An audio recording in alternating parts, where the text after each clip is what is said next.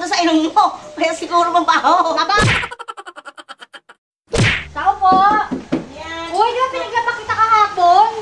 Bakit ito naman yung ano?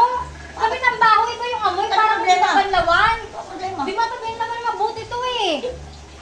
Linis-linis ko nga maglaba eh. Uy, binayaran kita, tapos ganyan naman yung laba mo, ang baho, amoy kulog, na hindi maintindihan. Lukuhan naman yan. Samantalang nakawashing na, binabrush ko pa yung mga puti. Sasabihin mo mabaho. Eh, ba't kayo amoyin mo? O, tingnan mo. Hindi kaya amoy. Ang bango-bango eh. Baka yung ano mo, yung hininga mo napupunta sa ilong mo. Kaya siguro mabaho. Mabaho talaga.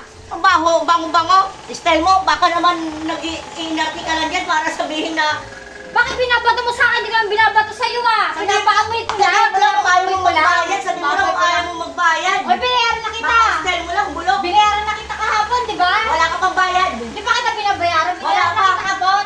O kaya siguro di mo binalaban na maayos kasi hindi pa kita binabayaran. Ano pinoproblema mo sa paglalaba ko? 300 na nga lang yung binabayad mo sa isang linggo. Pang isang linggo nga na nga yung labahan na pinapalaba mo sa akin eh. Importante, binayaran ka sa ako makakita ng 300 ngayon.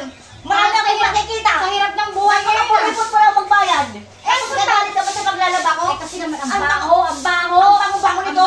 Ang baho. Tawa-tawa ka pa dyan.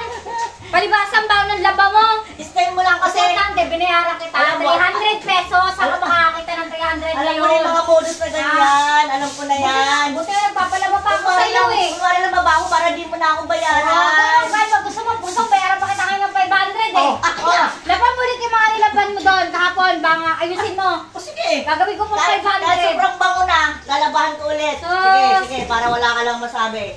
Yun ang mahirap sa inyo eh. Pinapapagpalaba lang ako kayo tapos ganyan pa. So, Bulok. sige na, bibigyan ko sa yung bahay niyo maya. 500 pesos. Sige! Bakit mo? Manahimik ka. Baho na labaw, pakiulit. Sa'yo na yung damit ko, mabaho naman yan. Marami naman akong damit. Sige, sabi mo yan ha? Oo. Sige, kala mo ha? Bayaran kita Oh. 300 pesos. Oh, Isaksak mo sa ngalang-alam mo. Sa ngalang-alam mo ha. Kala mo ha? Isaksak mo sa Naku, kung ngalang-alam hindi mo. ka lang buntis, pinatulan na kita. O ano ngayon? Patulan mo. Para mapakulong kita. Susugod-sugod ka sa bahay ko, trespassing ka.